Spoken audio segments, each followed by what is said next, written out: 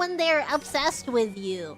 If you weren't obsessed with someone, then you wouldn't give them the time of day. But if you're like obsessed with someone, then you're like, oh, I'm gonna be so mean to them because I can't get them off my mind, and I'm literally obsessed with you. I can't stop stalking your post and being obsessed with you. But if you don't gas about someone, you're just like, whatever. Mute button, block button. Don't look at me. I don't gas. But when you're obsessed, you're like, oh, I gotta read all their tweets and find out what time you wake up so I know what time you're awake to harass you. Am I a flamer? No. I think flaming people in online games is counterproductive.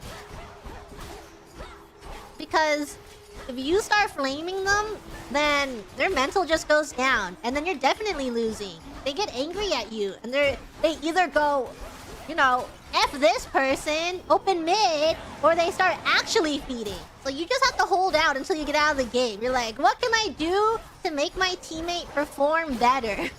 And the answer to that is never flaming them. Vengeance. People will never perform better if you flame them.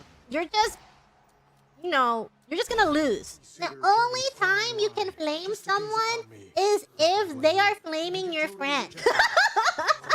I think that's the only time you can truly flame someone. Is when they're like, oh yeah, F your friend, they're garbage. And then you're like, do you see the way you're playing? And then you pull out the list of 100 things you have wrong with them. What are they flaming you? Suck it up! Use the mute button.